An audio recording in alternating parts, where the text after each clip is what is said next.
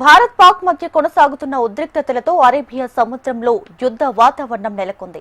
రెండు దేశాలు యుద్ధ సన్నాహాల్లో మునిగిపోయాయి. రెండు దేశాలు సైనికులను సన్నద్ధం చేస్తున్నాయి. ఈ క్రమంలోనే సముద్ర తీరాల్లో యుద్ధ నౌకలను మోహరిస్తున్నాయి. పాక్ ఆక్రమిత కాశ్మీర్లో పాకిస్తాన్ ఇప్పటికే యుద్ధ విన్యాసాలు చేపట్టింది.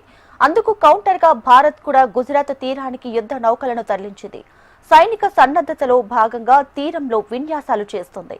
భారత్ పాక్ మధ్య కొనసాగుతున్న ఉద్రిక్తతలతో అరేబియా సముద్రంలో యుద్ధ వాతావరణం నెలకొంది. రెండు దేశాలు యుద్ధ సన్నాహాల్లో మునిగిపోయాయి. దీనికి సంబంధించి లేటెస్ట్ అప్డేట్స్ మా ప్రతినిధి రామకృష్ణ అందిస్తారు. రామకృష్ణ, ఇక పాకిస్తాన్ కి ధీటుగా భారత్ కూడా యుద్ధ సన్నాహాలు రెడీ చేస్తుంది. ముఖ్యంగా అరేబియా మహాసముద్రంలో ఐఎన్ఎస్ విక్రాంత్ ని మోహరింపజేసింది. ఇక్కడి నుంచి అగ్ని మిసైల్స్, అగ్ని గాని, త్రిశూల్ గాని ఈ మిసైల్స్ ని ఉపయోగించవచ్చు. ఈ మిసైల్స్ ద్వారా భారీ విధ్వంసకరమైనటువంటి వార్ హెడ్స్ ని ఉపయోగించవచ్చు. మరి వీటిని ఉపయోగిస్తే దగ్గరలో ఉన్నటువంటి ఇస్లామాబాద్, అలాగే కరాచీ, రావల్పిండి ఇవన్నీ కూడా ఒక ధ్వంసమయ్యే అవకాశం అయితే ఉంది. మరి ఇక్కడ పరిస్థితి కానీ ఒకసారి మనం పరిశీలించినట్టుగైతే అరేబియా మహాసముద్రంలో భారత్ మొత్తంగా కూడా టెస్ట్ డ్రైవ్స్ అంటే మాక్ డ్రిల్స్ చేస్తుంది. ఈ మాక్ డ్రిల్స్ ని చూసిన పాకిస్తాన్ గుండెల్లో రైలు పరిగెడుతున్నాయి. ఈ మాక్ డ్రిల్స్ కానీ రియల్ గా కానీ ఇక్కడి నుంచి కానీ పాకిస్తాన్ మీద కానీ వదిలితే పాకిస్తాన్ పరిస్థితి ఏంటి? అక్కడ పరిస్థితి చాలా అధ్వానంగా ఉంటుంది. ఇప్పటికే ఆర్థిక సమస్యలతో కొట్టుమిట్టాడుతున్న పాకిస్తాన్ కు ఇది చాలా పెద్ద దెబ్బ అని చెప్పొచ్చు.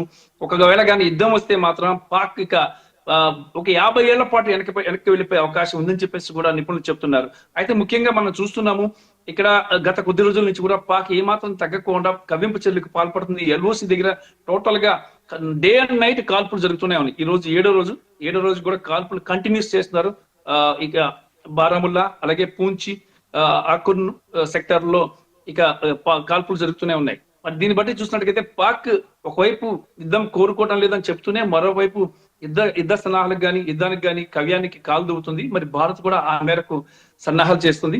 అరేబియా సముద్రంలో ఈ యుద్ధ మేఘాలు కమ్ముకుంటున్నాయి. మరి ఇక్కడి నుంచి కానీ నేవీ దళం దాదాపుగా చాలా పకడ్బందీగా ఏర్పాటు చేశారు. పాకిస్తాన్ లో సగం ప్రాంతాలని ఇక్కడి నుంచి టార్గెట్ చేసి మొత్తాన్ని కుప్పకూల్చేయచ్చు. మరి అదే